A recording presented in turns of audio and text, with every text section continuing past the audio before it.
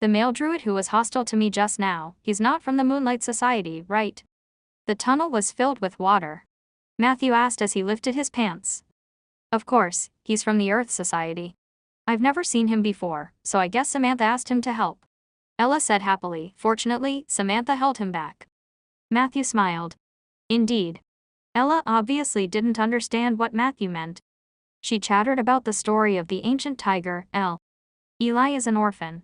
A long time ago, his parents had provoked an enemy and were chased to the west of the Guardian Highland near Storm Valley. In order to buy time, Eli's father died. Meanwhile, Eli's mother carried him in his swaddling clothes and crawled into the tiger cave to avoid the pursuit of his enemies. Unfortunately, his mother was injured, and she died after climbing into the cave. Before she died, she saw an aggressive but exhausted tiger.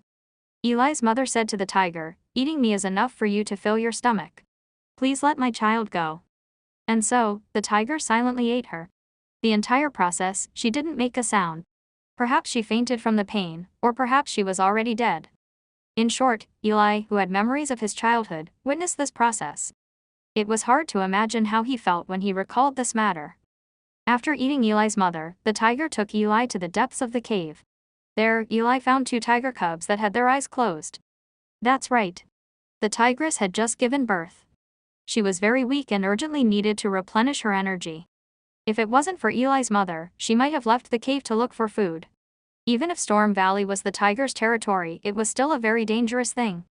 The tigress, who had recovered her strength, began to feed her cubs. Eli also had a share. I believe you can guess the story behind it. Eli was raised by the tigress and received the favor of the god of earth in the process. His first wild transformation was a fierce tiger. Later on, through various fortuitous encounters, he mastered the transformation technique of the saber-toothed tiger and the legendary creature, the ancient tiger. His combat power was extremely terrifying and could not be measured by a normal Tier 3. Therefore, people had given him the title of a Tier 4 shapeshifter in advance, which was the ancient tiger. Matthew nodded his head after listening. A very rough life. Then did he help his parents take revenge? Ella thought for a moment and said uncertainly. I don't know. I think so. In short, he is very powerful. If you meet him underground in the future, it is best to avoid him. Matthew didn't say anything. His eyes were staring ahead. All the skeleton soldiers stopped in their tracks. Drip. Drip. Drip. Drip. The sound of water dripping from the cave on the left was disturbing. And in that deathly silent atmosphere, the air in all directions suddenly became slightly agitated. Matthew. Ella belatedly exclaimed, "They're coming." However, before she could finish her sentence, Matthew's robe instantly bulged and folded. In the next second, he turned into a raven and flew away. Hey, Matthew, wait for me. Ella was so anxious that her voice turned hoarse. Like Matthew, she landed on a horizontal stone pillar. When she looked down again, one after another, rat-sized zerg larvae emerged from the darkness. They crawled like silkworms, their bodies covered in purple-green pus, and their speed was faster than ordinary people. Matthew. Ella couldn't help but scream. The most terrifying thing about the zerg larva is its parasitism. As long as you wound them even a little, they can consume any living thing with parasites. We're finished. The battle below became more and more chaotic. There were more than a dozen larvae dealing with each skeleton soldier. Just as Ella was burning with anxiety, Matthew finally said, "Other than infection and parasitism, what other abilities do they have?" Ella was stunned. Isn't this scary enough? Matthew looked at her as if she was an idiot. It is indeed terrifying to living creatures, but my summons are all undead. Can these bugs infect skeletons? As if to confirm Matthew's words. Suddenly, there was a sound from below. The two lowered their heads and looked down. A fist-sized larva crawled onto the knee of a skeleton soldier. Its body rapidly shriveled. At the same time, a large amount of pus came out of the larva's body and covered the bones tightly. Chirp chirp. A sound similar to a mouse's cry was heard, and more larvae gathered. They rushed to the place where the pus was flowing and were eager to give it a try. However, in the next second, a sharp sword descended from the sky. Whoosh. The blade sliced through the larvae bodies like tofu, and the pus exploded like juice. Skeleton soldiers did not use any skills. It only slashed its sword back and forth at the place where the larvae gathered, and a large number of larvae died. After it was done, it even touched its knees. After wiping off the pus, its bones were as bright as new. Hint, your summoned creature is immune to the infection of the Zerg larva. Your summoned creature, Skeleton No. 3, has killed 13 Zerg larvae. Your XP plus 13 EXP accumulated. The battle continued noisily. Matthew sat on the wall and watched. Summoning his underlings to fight while eating popcorn was the greatest pleasure for a necromancer. Moreover, from the moment the first skeleton soldier raised his dagger, the outcome of this encounter had already been decided. Just as Ella had said, the most terrifying thing about Zerg larva was its pervasive infectious ability. Against this kind of infection, even high resilience might not be enough to resist it. This creature was the nightmare of all living creatures. However, it was different for the undead creatures. You couldn't infect a skeleton with parasites. Without the biggest threat, the Zerg larva was essentially no different from a larger rat. No matter how slow the skeleton soldier's reaction was, it could still kill a few insects with a single slash. What was more interesting was that the Zerg larva lacked intelligence. They seemed to be unable to judge the situation on the field and could only rely on their instincts. The battle was clearly one-sided, but they were still pouncing on the skeleton soldiers one after another. After a short 15 minutes, there were more than 100 corpses of Zerg larvae on the ground. Matthew's skeleton soldiers were almost unharmed. The reason for the word almost was because one of the skeleton soldiers had twisted its ankle when it was cutting the bugs. However, it was a skeleton, so Matthew could just twist it back after the incident. After this battle, Matthew found that most of the skeleton soldiers' soul fire had condensed a little. Undead creatures could also increase their strength through fighting and killing, but the progress was not obvious. Matthew was busy planting trees every day, so the skeleton soldiers had been ignored. Now that he finally had a chance to show off his skills, Matthew was quite satisfied with the result. So is this the goddess scheme? The undead creatures seemed to have a natural counter to the Zerg race that caused this place to wither and decay. Matthew thought. He didn't stay here for too long. After resting for a while, he ordered Soldier to continue leading the team deeper. Matthew and Ella were flying above, observing and commanding. The road was smooth. Other than the 2 infected humans on the 3rd level, they smooth sailing. The skeleton soldiers killed all the enemies without any injuries and emptied all the hives along the way. Although there weren't any large spoils of war, the occasional dozens of gold coins and the XP that allowed the skeleton soldiers to level up quickly made Matthew feel that this trip was worth it. As for the 2 infected bodies, one of them was ambushed by Soldier when they first met. The latter cut half of his body with a short knife, instantly making him lose his combat ability. The other one fought a straggling skeleton soldier. The fight was intense. The strength of the infected body was shocking. By the time Soldier and the other skeleton soldiers arrived, the skeleton had been mostly torn apart. This was also the first casualty Matthew had encountered while exploring the cave. What should we do? Matthew, you're missing a skeleton. Should we continue? Ella asked nervously. They were now close to the entrance of the 4th level. According to Ella, from the 4th level onwards, this kind of wild infection would become common. Of course, it was not necessarily the infection of humans but more of all kinds of animals. The infected body had the infection ability of a larva, strong strength, and good melee skills. Druids recognized them as troublesome creatures. What missing skeleton? Matthew chuckled. Then, he took out his withered wood staff and chanted at one of the infected bodies. Very quickly, under Ella's surprised gaze, a staggering skeleton soldier stood up from the pool of red and green blood. So as long as there are corpses, you can summon skeletons endlessly, right?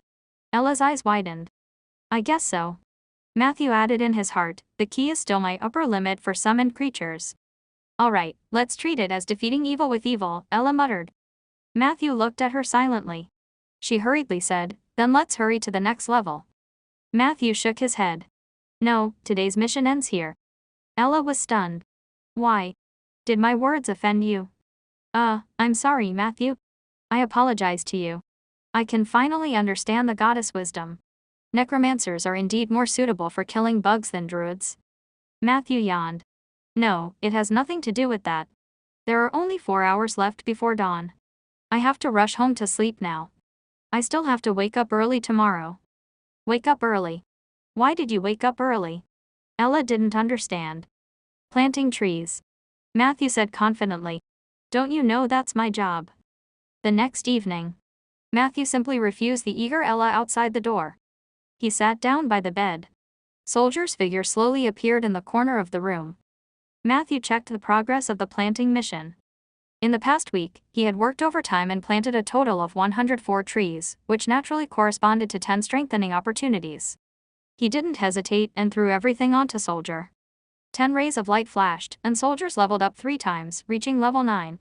There were also 7 new keywords. 4 of them were blue and white keywords. Your summoned creature, Soldier, has received keywords Shadow Strike, blue/poison, blue/farming technique, white/nurture the children, white. Bondage Master. Shadow Strike was an ingenious attack.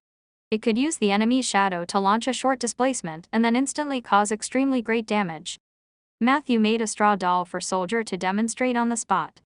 The result was quite shocking. If Soldier Shadow Strike hits you, not to mention fragile skin, even a close combat unit around tier 3 and below medium armor will have to shed a layer of skin. What was worse was that Shadow Strike was only the beginning of a series of combos for rogues after they got close. Take Soldier Sword Dancer as an example.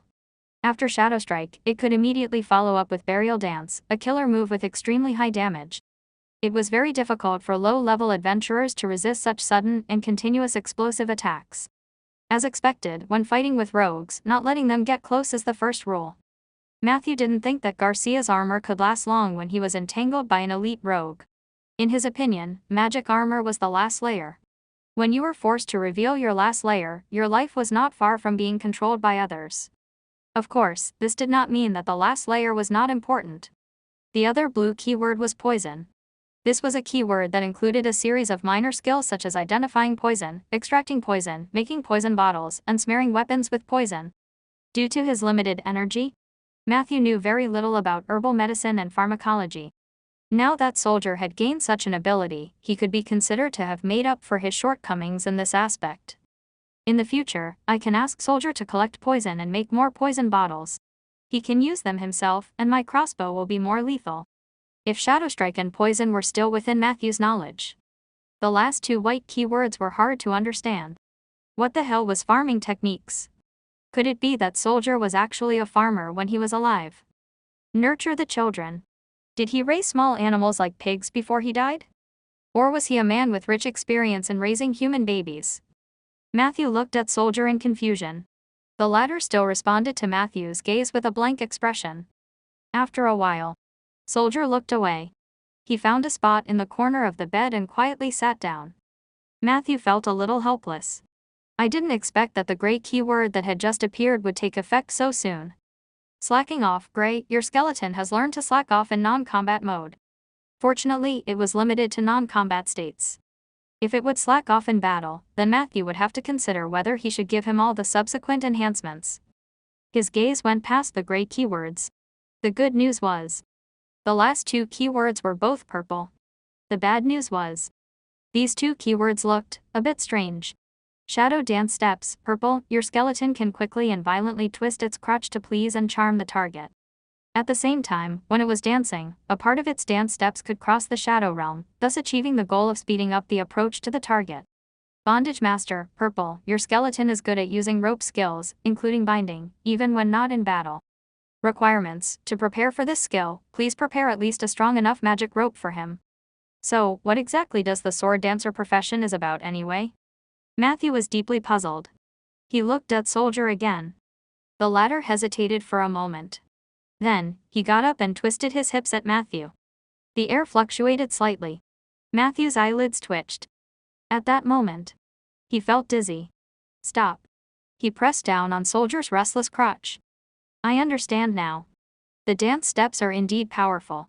This should be infused with some kind of ritual spell. Matthew rubbed his temples in an attempt to wake himself up. If this continued, he would probably feel that the skeleton in front of him had become more beautiful. This was the effect of charm. His willpower wasn't low, and he was Soldier's master, but he was still affected. If it was someone else. Matthew suddenly felt a little more expectant. He sized up Soldier. He realized that this skeleton was very different from the others. His bones were full and strong, and there were a lot of silver light spots inside. Compared to other skeletons, he was cleaner, so clean that he was almost unstained. His entire body was covered with bones that were as white as jade and had silver edges.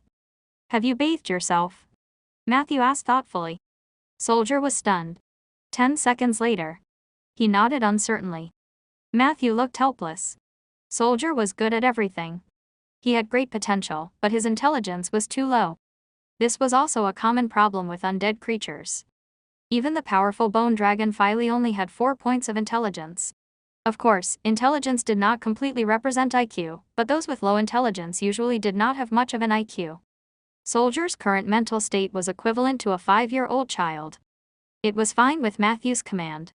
However, if Matthew let Soldier go alone, it would be 100% likely to cause trouble. It seems that Peggy is indeed extraordinary. As expected of someone I risked my life to find in the land of gold. Matthew's eyes were filled with nostalgia. However, very quickly, his memories were interrupted. Saber, Saber, me, Saber. A thought came intermittently from Soldier's soul fire through the undying contract. Matthew nodded thoughtfully. You want a good saber. A short one. 10 seconds later. 2. Soldier replied. I understand. I will forge 2 suitable daggers for you as soon as possible. Thank you, Master. This time, the response only took 3 seconds. Due to your promise, Soldier, Skeleton's loyalty to you has increased to 99. Those you nurture will be more loyal to you, after all. Matthew sighed. After having a simple dinner in the small wooden house, it was already dark outside. Matthew pushed the door open and walked out. A faint white light flickered in the oak forest not far away.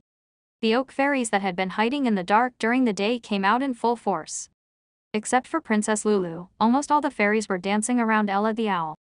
Ella was standing on the crown of an oak tree. Her eyes were tightly shut as she muttered something. Faint divine spells spread out like ripples. Matthew walked in the forest. The feeling of being watched by pairs of kind eyes came back. She was enlightening the oak forest. As a nature soul favored by the goddess of moonlight, Ella's attainments in the nature domain were much higher than Lulu's. Through the ritual of enlightenment, she could inject more wisdom and vitality into the oak forest. The oak trees became healthier as a result.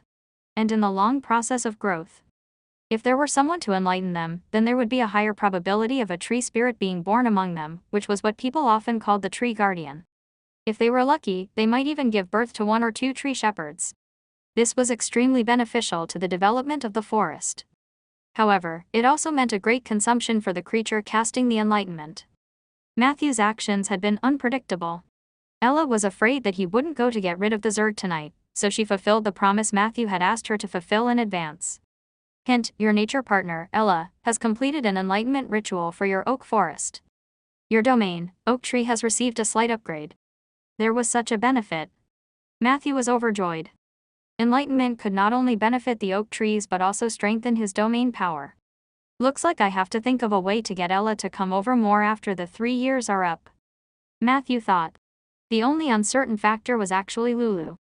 As a nature soul, Lulu had obviously regarded the oak forest as her habitat. She could tolerate Ella coming here to cast enlightenment in the short term. But as time passed, she definitely couldn't take it. Because this would be stepping on her territory. Lulu should have a similar ability in the future, right? In his thoughts, the white light in the forest had already faded. The oak fairies vanished. Ella dragged her exhausted body to Matthew. Hey Matthew, I did pretty well, didn't I? Ella asked with her head down. Matthew nodded. He could feel the joy of the oak trees. Ella was obviously not slacking. Matthew's attitude naturally softened. You've worked hard, Ella. You did well. Ella said happily, then can we remove the Zergs now? Matthew shook his head. Under Ella's puzzled gaze, he asked, can you germinate? Ella seemed to have guessed something, so she nodded hard. I know, Matthew. That is the basic skill of nature's soul. I know what you want me to do. You said that your job is to plant trees, and I see you carrying saplings around every day. So, have you used up all the saplings? Matthew said approvingly, you're very smart. I don't have enough saplings, but I have a small greenhouse where I'm cultivating some oak seeds. However, if I follow the normal process, their germinating speed will be too slow, so I want you to help me germinate them. You don't have to ripen them all. Just a small portion will do. We can do it in batches. As for the specifics, it depends on your physical condition. After all, you have just completed a round of enlightenment. You must have consumed a lot of energy. Ella said impatiently, take me there? We don't need to do it in batches. I'll germinate all of them tonight. Matthew hesitated. Is this okay? Your body. Ella was full of confidence. Don't underestimate the perseverance of the nature soul, Matthew. Isn't it just a small greenhouse? I can still withstand it. 20 minutes later. At Matthew's house in Rolling Stone Town. In the greenhouse on the east side. Peggy looked at the shocked Ella with interest. Is this the little greenhouse you were talking about? Miss L said in a trembling voice. She looked at the endless mini greenhouses in front of her. Her vision turned black, and she almost fainted. The previous owner of this house left behind a ritual field with folded space here, but my magic power is insufficient, so I can only activate a small portion. Currently, it only has an area of less than 15 acres. Matthew said pleasantly, do you need me to introduce you to your future working environment in detail? No, there's no need, Ella said. Matthew could only continue regretfully. Maybe I was wrong with my wording, but for me, this greenhouse is far smaller than the one I have in mind. And I don't mind if you do it in batches. There's no need to rush. However, Ella showed unprecedented stubbornness. No. She said seriously. Matthew, nature souls will never go back on their words. Just you wait. After tonight, all the seeds will sprout. She flapped her wings and flew to the first seed shed. A faint natural aura spread out, and Ella began to work energetically. Is she the arrogant nature soul that you told me about before? She doesn't look like a bad person. Peggy asked with interest. Matthew nodded in agreement. Of course, she's not a bad person. In fact, most of the nature souls are very suitable to be friends. They're just blinded by the discrimination against my profession. However, this is not their fault. Necromancers do have a bad reputation. In fact, Matthew quite liked to deal with nature souls, and he even liked most druids. Their emotions were all written on their faces. They were straightforward folks. One wouldn't need to worry about betraying around them. So now that you have this child laborer, does this mean that I don't have to be responsible for the greenhouse in the future? Peggy asked expectantly. Matthew smiled. Ella is only here to help. She's new here, and there are still many details that she doesn't know. She needs you to teach her. Peggy pursed her lips. All right, I knew that you damn necromancers wouldn't let a free laborer like me go so easily. Matthew smiled and handed over an irregular crystal that was emitting white light. This month's salary. Peggy's soul fire instantly turned into the shape of a smiling face. Oh, Matthew, you are the kindest necromancer I have ever seen. I bet other necromancers won't pay their salaries on time like you. When I was still in the Golden Pit, I had a friend who was a contract creature of an eccentric old man. He told me that the damned necromancer not only wanted him to be at the forefront of the battle, but he also wanted him to help take care of his everyday life, liking bathing him and so on. I also suspected that the necromancer had molested him. However, I had no evidence. Plus, my friend had no ability to resist because he had signed a contract. Every time we met, he would look for me to discuss how to get rid of that necromancer. Unfortunately, he did not succeed in the end. The last time I saw him was after a terrifying battle. At that time, he had almost lost all the important bones in his body. I was very worried about his condition, but he smiled and told me that it was not without good news. At least he wouldn't be asked to bathe the old man anymore. Later, it was proven that he was right, but only partially. That damned necromancer had indeed stopped molesting him. Instead, he removed all his bones before his eyes and gave them to the other skeletons. The excess bones were broken down into a bone powder, and even the last soul fire was used to light the lamp. How despicable. I'm sorry, I've said too much, but I still want to say minus. Thank you, Matthew. Matthew listened quietly. I only did what a man with a bottom line should do, so you don't have to thank me, Peggy. But what I'm curious about is, how did you know what happened to your friend? Peggy hesitated for a moment, her soul fire swaying slightly. Maybe I have a telepathic connection with him. In short, I saw those images before he died. I thought that after becoming an undead creature, I would no longer be afraid of death, but that's not the case. I'm still afraid of losing my self-awareness. Every time I think back to the scene I saw at that time, I feel terrified. At this point, Peggy's soul fire suddenly flickered intensely. Her voice was trembling. Matthew's expression changed. He quickly put one hand on Peggy's back. Hey, Peggy, stop reminiscing about those unpleasant things. Do you still remember what I told you when I brought you out of the Golden Pit? We can do it. I've already established a good relationship with Nature's soul, and even the goddess of moonlight has blessed me. I think I'm on the right path. We only need time to solve the mystery that has been bothering you. But before that, you have to be strong. You can't be defeated by yourself," Matthew said as he tried to calm Peggy's surging emotions. He gently hugged Peggy's cold skeleton. A wave of intense sadness surged into Matthew's mind. He gritted his teeth and supported Peggy with determination. This scene should have been beautiful. Unfortunately, there was a difference in height between the two of them. After a long time, Peggy was finally freed from that intense, sorrowful mood. "Thank you, Matthew. You've helped me again." Peggy's soul fire gradually stabilized, and her tone also returned to calmness. "It's been more than a year since I last felt that terrible feeling. I thought I had gotten rid of that nightmare, but it still didn't let me go." Matthew was already used to such situations. When he first signed with Peggy, she would get sick almost every week or so. Later, Matthew brought her to the material world to live, and she slowly got better. "What did you see just now?" Matthew asked softly. "It's similar to last time. There are countless torn corpses on a boundless grassland. The ground is black, and the grass is dripping blood," Peggy said calmly. "Perhaps that was the most memorable memory you had when you were alive," Matthew speculated. "Perhaps." Peggy's mood recovered very quickly. She even took the initiative to joke about Matthew. "You're hugging me too tightly."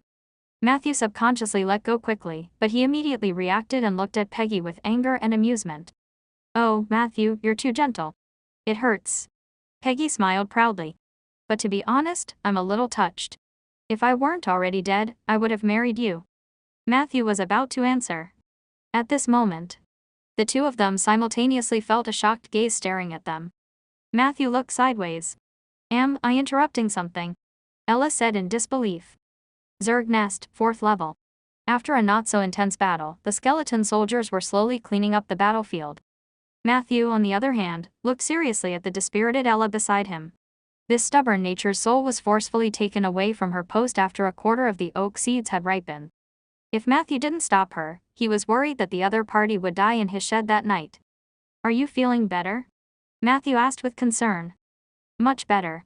Don't underestimate the recovery ability of nature's soul," Ella replied weakly. However, her mental state was much better than when she first entered the cave. The moonlight woodland was her home. Here, the energy she had consumed would be quickly replenished. "That's good." Matthew chose his words carefully. "Actually, what you saw earlier was a misunderstanding." Ella suddenly quivered. "Matthew, you won't kill me to silence me, will you?" She looked at him nervously. "The goddess will keep an eye on you." Matthew rubbed his temples and said helplessly, "If I wanted to silence you, I definitely wouldn't have waited until now." Ella let out a long breath.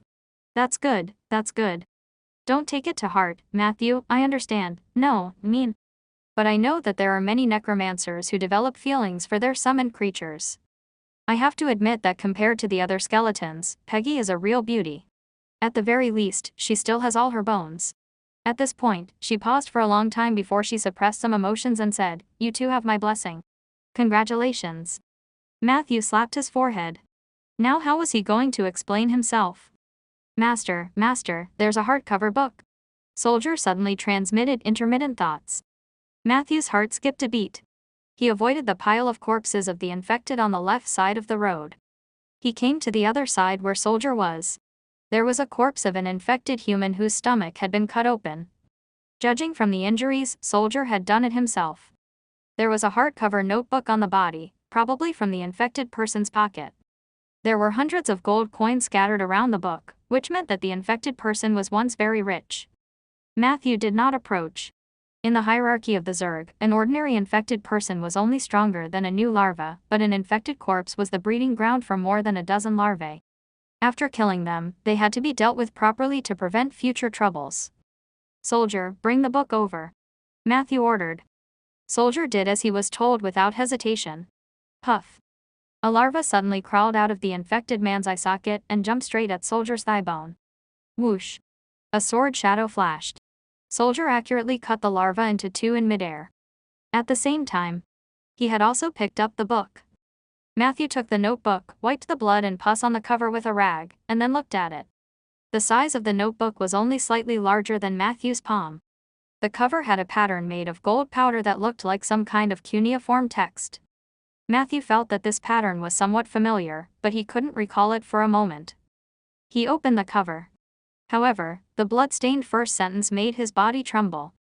The Empire ordered us to study psionic power on the Dawn, but the terrible Zergs destroyed everything. It wasn't the content that moved Matthew. Instead, the word Empire finally triggered the association in his mind. He finally understood why the pattern on the cover looked familiar. Isn't this the symbol of the anti-Empire? I remember that the anti-Empire was the big villain in the game in my previous life. Almost all the monsters in the dungeon were related to their laboratories scattered all over the universe. Matthew's emotions surged. His previous judgment was correct. He had indeed transmigrated into the game world, or at least he was in the same universe as that game. Thinking of this, he couldn't wait to read the rest of the notebook. Numbers against a necromancer. There wasn't much content in the notebook. From the tone of the narrator, he should be a low-level researcher at a laboratory in the anti-Empire. His research is on psionic. It was an extremely powerful ability that was different from magic. It was mentioned in the notebook. The anti-Empire seemed to have captured a batch of experimental subjects that were very suitable for studying psionic powers. Unfortunately, the level of the narrator was too low, so he did not have the opportunity to come into contact with them. He did not even know what kind of creatures they were. He was in charge of the theoretical part. However, in the multiverse, only the proud and aloof Giza race held the supreme secret of psionic power.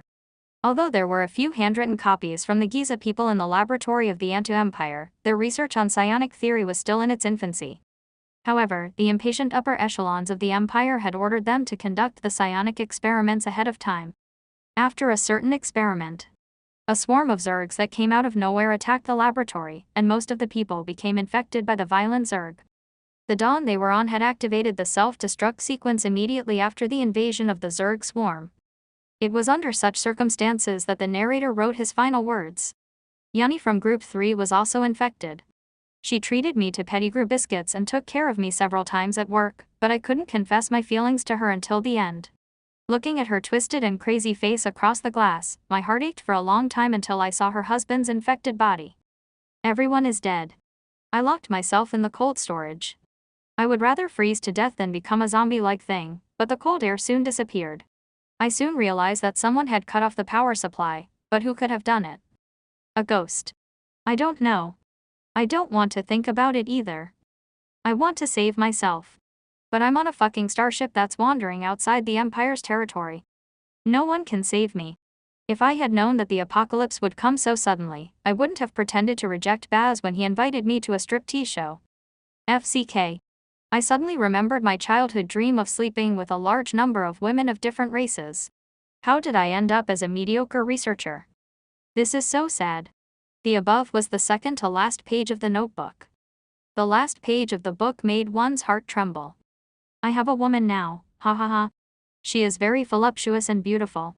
Her charm is not inferior to Yuni's, the key was that it felt very comfortable to be with her. For her, I should pull myself together. We will definitely be able to escape and be together forever. This is my promise. My queen. The notebook stopped abruptly. Matthew's heart was creeped out. At the last moment of his life, was this researcher hallucinating, or did something shocking happen? Matthew did not know. He only knew that the other party would not be able to escape the fate of being infected. So, the Dawn is a starship. After becoming a hive, the starship crashed here for various reasons. Ella had mentioned that the Zerg nest was part of the Moonlight Woodland, the material plane, and other worlds. From this point of view, perhaps the swarm of Zergs had chosen this place as their landing point due to their consciousness. At this cross-section of many worlds, it was more convenient to infiltrate many worlds at the same time. Matthew thought calmly, combining the knowledge he had learned in his previous life. He silently raised the difficulty level of this hive in his heart. The instance dungeons created by the anti-Empire were definitely not that simple. According to Ella, the Zerg Guard was the strongest unit of the Zerg.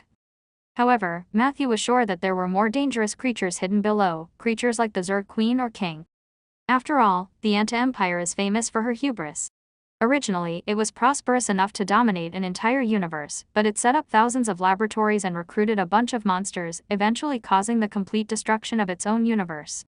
Matthew shook his head helplessly. He put away the researcher's notes. At this moment, the skeleton soldiers had already piled up all the infected bodies together. Buzz. Buzz. Buzz. Matthew sprinkled a handful of fiery dragon oil from afar. Whoosh!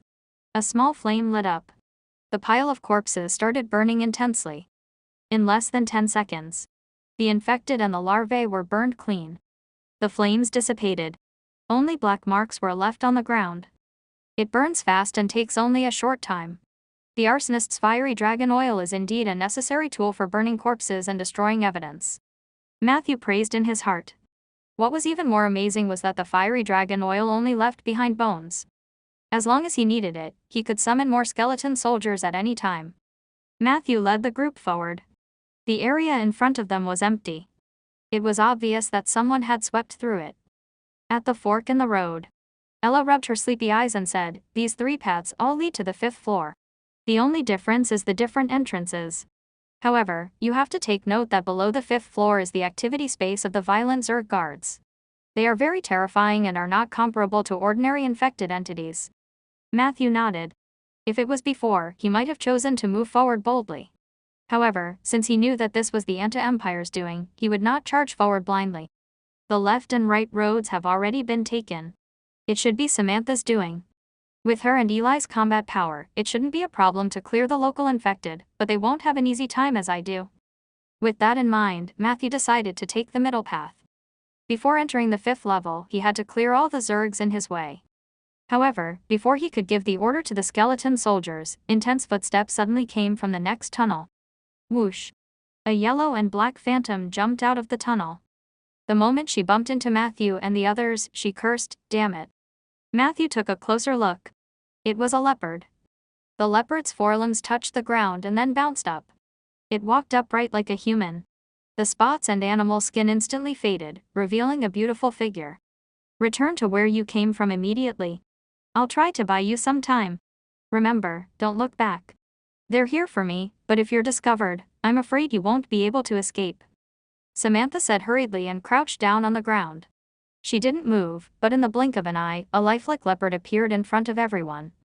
"Samantha. What happened?" Ella was shocked. "It's the Zerg guards. I don't know why, but those Zerg guards actually left their territory to ambush me today.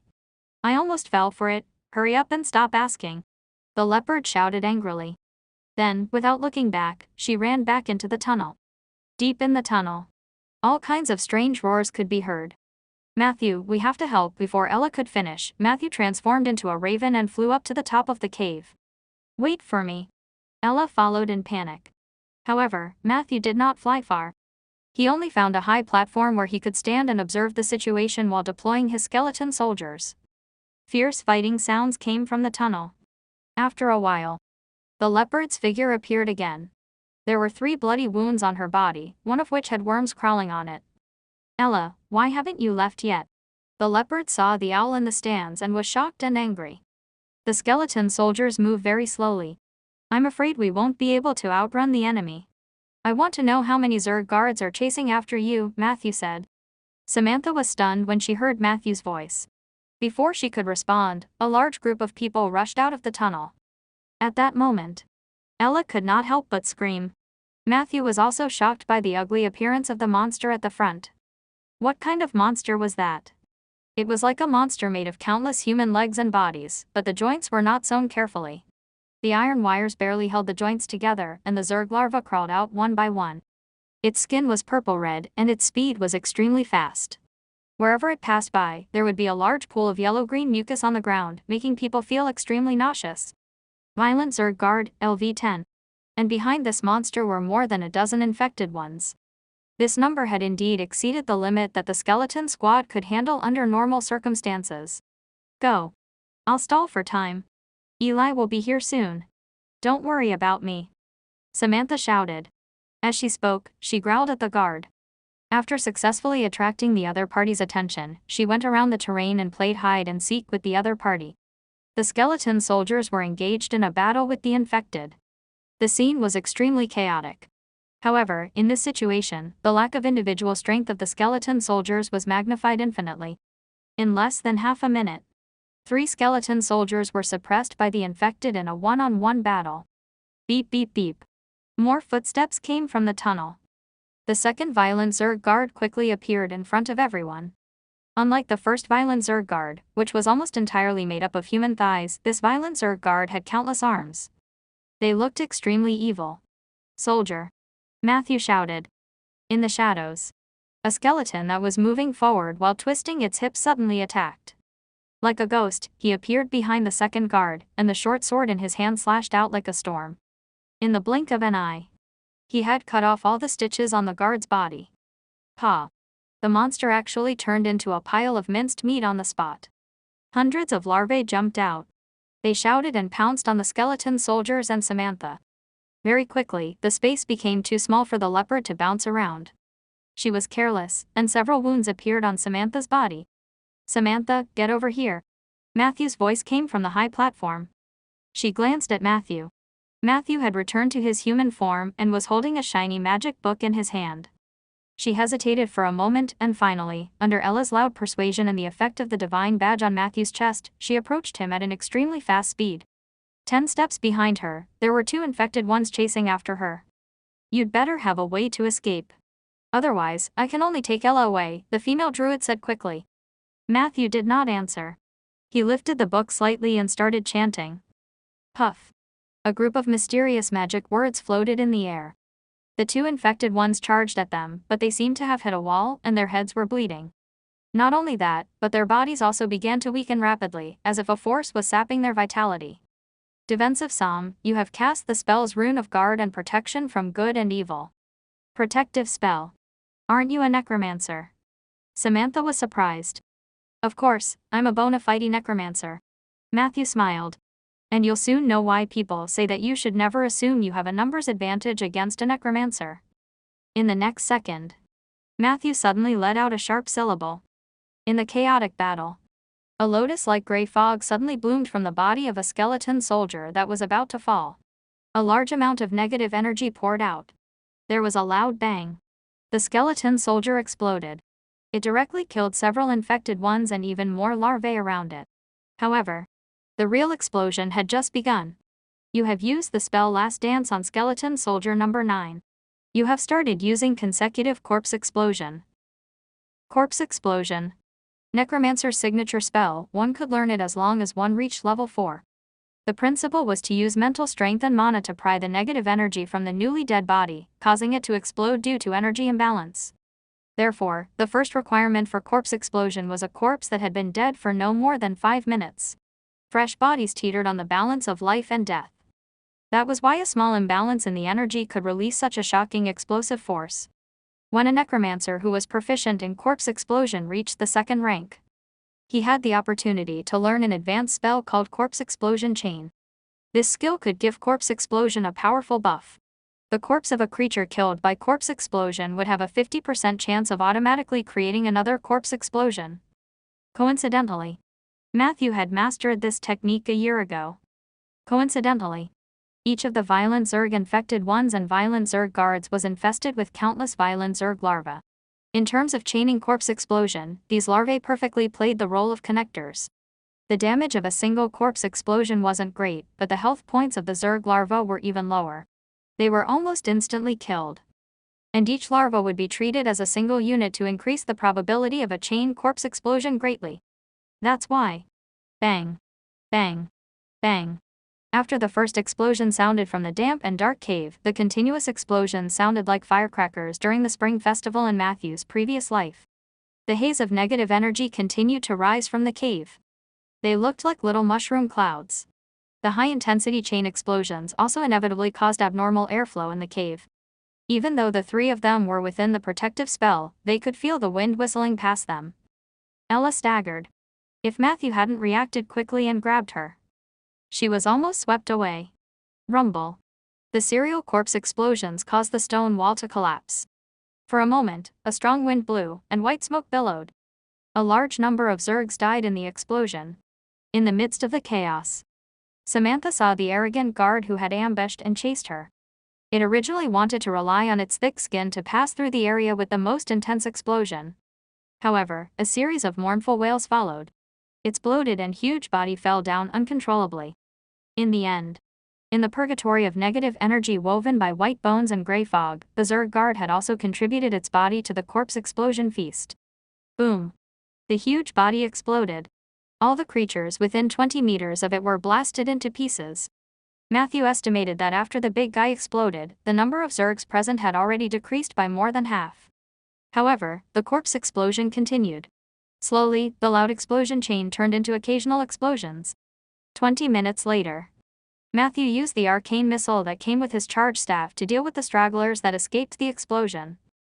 The terrifying corpse explosion finally stopped. The wind slowed down slightly and the white smoke sank.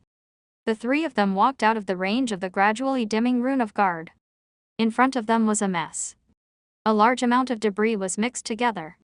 Minced meat, broken bones, eyeballs, nails, hair, fascia, internal organs, stones, gold coins, clothes. A large amount of blood and pus sprayed on the stone walls in all directions. The air was filled with a nauseating smell. Even with Matthew's mental fortitude, he almost couldn't resist the urge to retch. Ella flew away without a sound. Samantha, on the other hand. Perhaps it was because she often fought with the Zergs. Her resistance to such bloody scenes was obviously stronger. She walked around the scene of the corpse explosion with a calm expression, checking to see if there were any stragglers left. Only when she saw the parts left behind by the Zerg guards did she slightly frown. On the other side of the battlefield, Matthew met up with Soldier and counted the few spoils of war and losses. In terms of losses, except for Soldier, all 11 skeleton soldiers became triggers for the explosion. This was what Matthew had accumulated in Rolling Stone Town for a long time. It was impossible to say that he did not feel heartache, but skeleton soldiers were essentially cannon fodder. There weren't many spoils of war either. There weren't many good items on the Zerg race, and they were bombarded repeatedly by the corpse explosion spell indiscriminately. The items that survived the explosions were of high quality. Matthew found a sapphire ring, a card that looked like an access card, and a psionic staff the length of an arm. The sapphire ring was not only beautiful but it was also enchanted with a spiderweb spell. Unfortunately, it was not of a high grade and could only be cast once a day. There was no clue as to the origin of the card, but Matthew noticed that the emblem of the Anti-Empire was engraved on the lower right corner of one of the cards. This could be a certificate to enter an important laboratory. As for the last psionic staff, because it was in an unappraised state, Matthew habitually activated an identification skill on it after he obtained it. Appraisal failed. You are unable to learn the attributes and usage of the psionic staff. Hint, you need higher knowledge, Psi. I failed. Matthew raised his eyebrows, and then he felt a headache. Most items related to psionic power could only be used after being appraised. In order to appraise such items, the user of the identification skill had to have a high level of psionic knowledge. However, psionic knowledge usually came from items related to psionic power. It could be said to be a perfect closed loop. However, Matthew was not discouraged. He still had an advanced identification scroll gifted by Master Ronan at home, which should be able to identify the staff. The only thing he needed to consider was whether this staff was worthy of the advanced identification scroll. Matthew gently stroked the amber stone embellished with light blue on the psionic staff. For a moment, he could not make up his mind. What an impressive explosion. Your strength has exceeded my expectations. To be honest, you've helped me a lot. Under normal circumstances, it would have taken me a lot of effort to get away. Samantha's voice sounded. Matthew put away his staff and said calmly, "This is nothing. They are also my targets." Samantha stared at Matthew with her bright eyes. "But I made you lose a team of skeleton soldiers. I owe you this." Matthew waved his hand. "It's just a team of skeleton soldiers. Don't worry about it." "No, this is very important. I'm thinking of a way to make it up to you." Samantha's eyes were bright. "Or you can try to make some requests, but I might not be able to satisfy all of them." Matthew thought about it. "Maybe we can work together. This hive is huge, and we haven't even explored a third of its surface. As moonwalkers, we have the same goal." Samantha shook her head without hesitation. "No, I won't cooperate with you." Before Matthew could say anything, she spoke first. "How about this? I might not be able to accept your request, so I've decided to return a team of skeleton soldiers to you. Eli and I killed a lot of infected people, and their bodies were buried in specific locations on each floor after being processed. I think those materials should be enough for you." That was fine too. Matthew was not unhappy about being rejected. He looked at Samantha curiously and asked, "Why did you reject me?" "Just because I'm a necromancer." Samantha said honestly, "I'm sorry, but I really don't want to work with a necromancer. It goes against my nature." Matthew couldn't help but laugh. Are nature souls also narrow-minded? Samantha was stunned. What right do you have to expel the undead from nature? Matthew asked righteously. Can't undead creatures be a part of nature? Is your understanding of nature a concept instilled into you by those conservative and backward existences who hold power? If that's the case, then I really don't want to cooperate with you. Your understanding of nature is too shallow. What? What are you talking about? Samantha asked in shock. How could Her Highness the Goddess allow you to say such blasphemous words? Blasphemy. Was this level of challenge considered blasphemy? Matthew now had a new understanding of the Moonwalker's mind. In fact, Matthew didn't care if the goddess of the moonlight would punish him or not. Not to mention that she had a favor to ask of him, even without the pressure of the violent Zerg, it was uncertain whether she had the ability to punish him or not. After all, according to the information he had learned from Master Ronan, it had been hundreds of years since the famous event, the ascension of the Heavenly Family Palace. The influence of the gods on the material plane could be said to be negligible. Not to mention the human countries, even the elves who were relatively devout in their beliefs, had already gone against the will of the gods. Only conservative and backward groups like the druids still maintained a relatively fixed belief. Since there's no room for cooperation, I'll leave first. Matthew yawned and prepared to go home. Remember to bring me to the skeleton material the next time we meet. Finally, let me share my own understanding. For me, nature is all-inclusive. It doesn't only include the narrow embodiment that humans can see but also the truth of the universe. Samantha stared at Matthew, her expression changing. Matthew didn't say anything else and disappeared. Samantha did not leave. She paced back and forth. Her gaze was erratic. Not long after, footsteps came from the cave behind her. Sorry, I'm late. Did something happen here? Eli asked apologetically. Samantha hesitated for a moment and repeated Matthew's words. After hearing this, Eli was furious. Not only is he blaspheming God, but he is also blaspheming nature. How could dirty undead creatures be considered a part of nature? He's just waxing tales. And he's just a mere second-rank necromancer. How can he have the cheek to talk about the universe? If he were in our Earth society, a person like him would have been robbed of everything and exiled to the underground of the Far East. Eli cursed at him fiercely. Samantha was surprisingly silent. Time passed. Eli's heart skipped a beat. Samantha, don't tell me you believe his nonsense. Samantha hurriedly shook her head. How is that possible? I'm just thinking about how to repay him. After all, he saved my life just now. Eli heaved a sigh of relief and nodded. If he really saved your life, then we should have done something to repay him. I have some leftovers. You can give them to him as compensation. Then, he said in a reproachful tone, next time when I'm not around, don't take risks alone. Samantha replied casually, got it. Eli asked excitedly, then let's continue. Samantha hesitated for a moment, then bit her lip and said, no, I'm injured and a little tired. I'll call it a night. See you next time, Eli. With that, she disappeared. Only Eli was left standing there, confused. At home in Rolling Stone Town. Hint, you have consumed an advanced identification scroll. Appraisal was successful. You have obtained cough staff, psionic item. Domain, temperance. Description, when the wand is fully charged, it can instantly cause up to 3 targets to fall into a violent coughing state. Note, when coughing, the target's focus will be reduced by at least 10 points. If the coughing target was located in a crowd, it could quickly cause a small-scale infection. The duration of coughing depended on the target's level and immunity. You cannot make legendary, undead, and mechanical units cough. This staff can ignore all defensive spells below legendary. There is a certain chance that the coughing state will be dispelled by a high-level priest. A small divine artifact. When he saw the explanation, he was stunned. Matthew knew that his usage of the advanced identification scroll was worth it. This thing is simply the bane of spellcasters.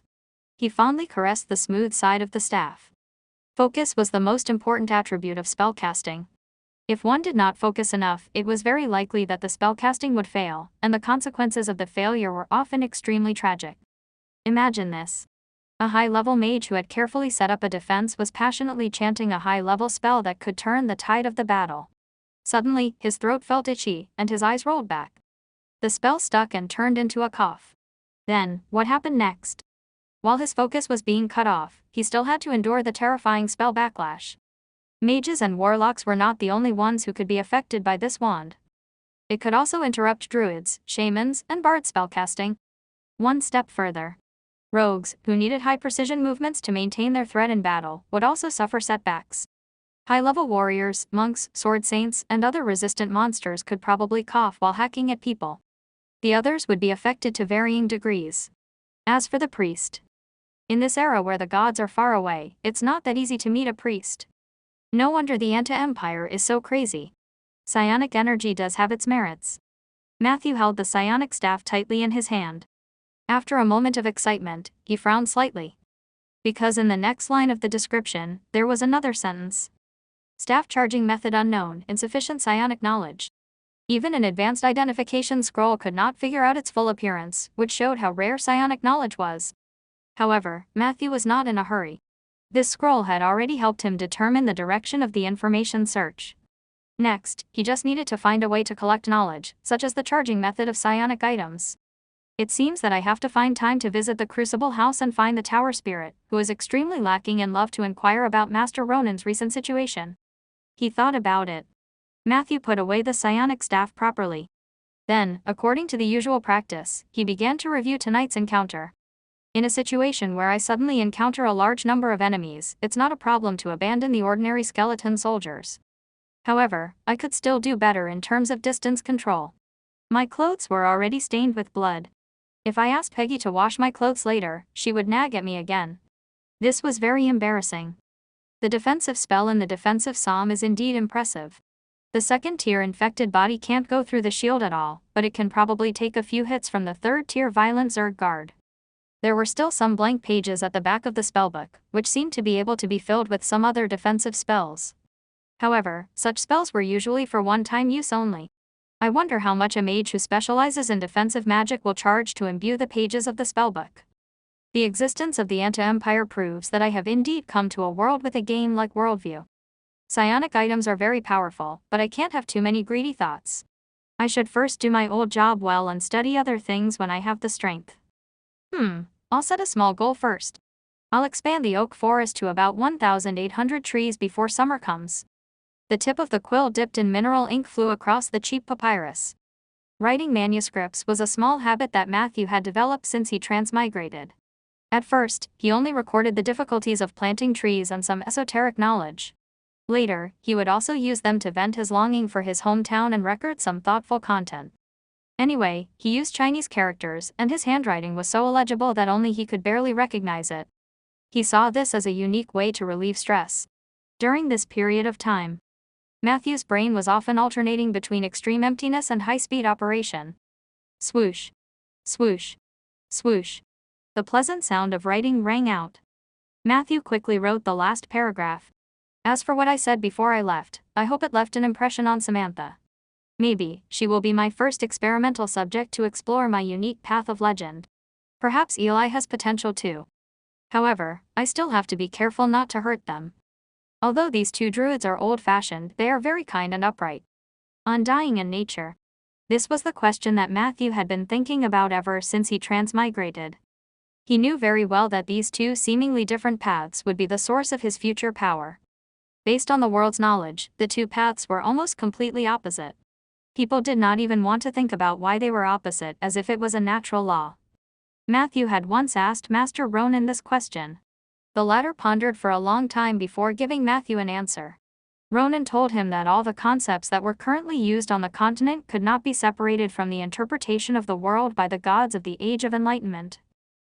In the era when the gods rose up and interfered with the human world with their own power in order to consolidate their absolute authority in their own domain, they formed a set of explanations for the world and concepts under the tacit understanding and compromise of many parties.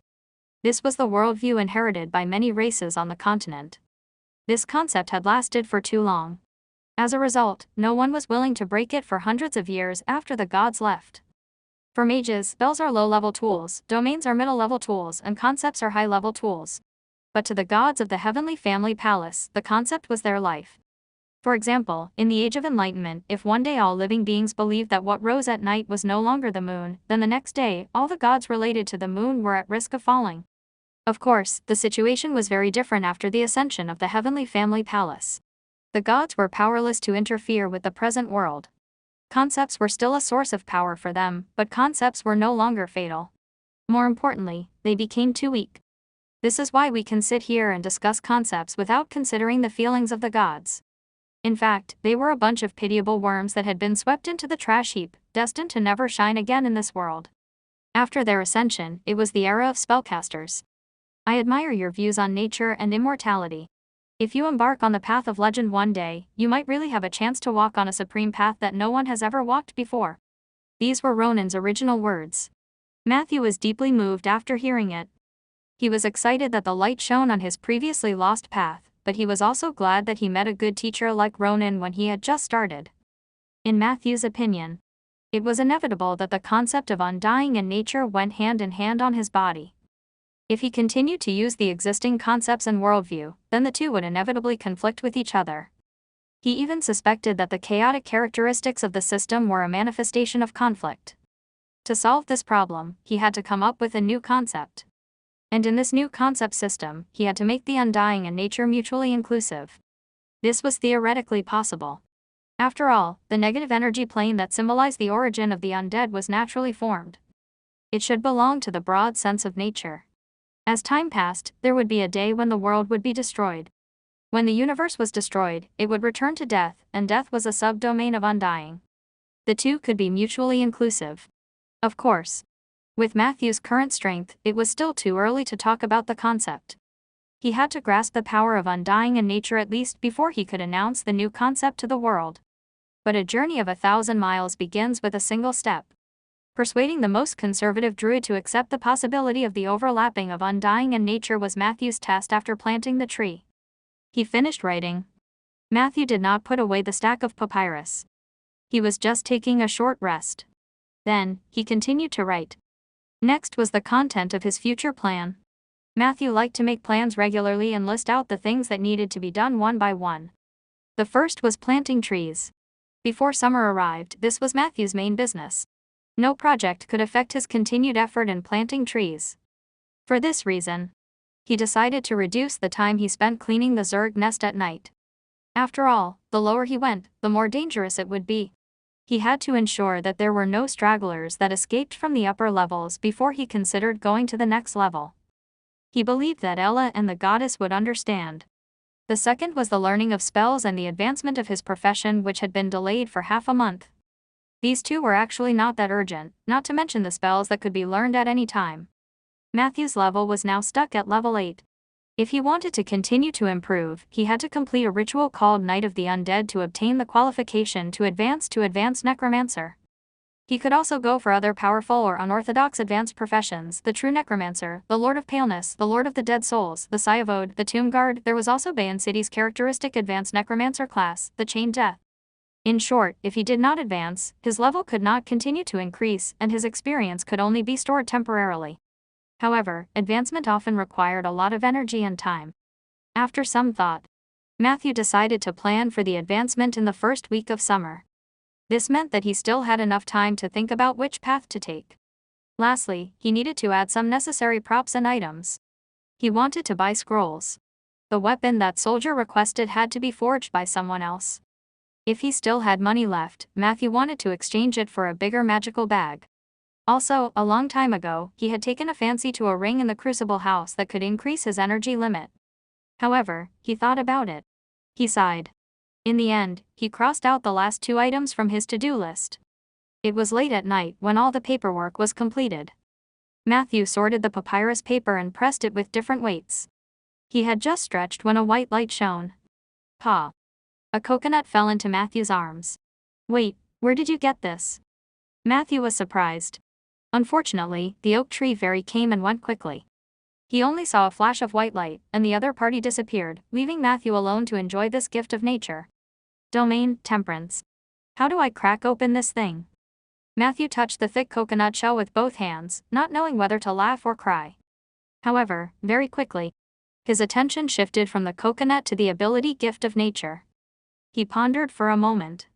Matthew placed the coconut on his thigh, took out another piece of paper, and wrote, "How should I use this miraculous and strange ability?" He stopped writing and thought for a moment. If he were a greedy person, he would strive to maximize his benefits. He would collect corpses through all sorts of legal or illegal channels and then bury them in his oak forest. After that, he only needed to sit back and enjoy the fruits of others' labor. But was that really right? Matthew shook his head decisively. Boundless gifts seemed tempting, but if he did that, what difference would it make him from those people who did all kinds of evil for power? Besides, there might be hidden dangers to this ability that he had not discovered. Matthew didn't think that he could always enjoy the gifts without paying any price. His intuition told him that abusing this ability could cause a lot of problems. Therefore, he had to be cautious. Matthew decided to take the initiative to control the number of gifts. He wouldn't refuse a corpse that was delivered to him, but he wouldn't take the initiative to search for a burial object either. In addition, I should also control my thoughts in terms of perception. I can't think of burying someone when I see that they have powerful abilities. This kind of greedy thinking is very dangerous. It might gradually strip away my humanity. Nature's gift is a gift, and I shouldn't take the initiative to demand or expect it. He wrote these. Matthew heaved a sigh of relief. At that moment, it was as if something hazy in his heart had been broken. His heart was clear and refreshed. In the next second, he suddenly noticed that everything around him had fallen into a strange distortion. In a trance, Matthew saw countless faces that seemed to be immersed in mercury. Some of them were happy, some were sad, some were greedy, and some were cold. It was as if there were pairs of eyes with different emotions watching him. His skin was itchy from the gazes. Just as Matthew was about to give in, all the images disappeared. Powerful energy was injected into his body. You have firmly rejected an incredible temptation in the depths of your heart. You have successfully stepped into the subdomain of desire, temperance. As a reward for stepping into the field, you can choose one of the following 3 abilities. 1. Heart of Tranquil Water. Your willpower is enough to resist most charms below legendary level. 2. Spare Power. After your mana or stamina is completely exhausted, a small portion of energy will be replenished. Amount of usage, 10. 3.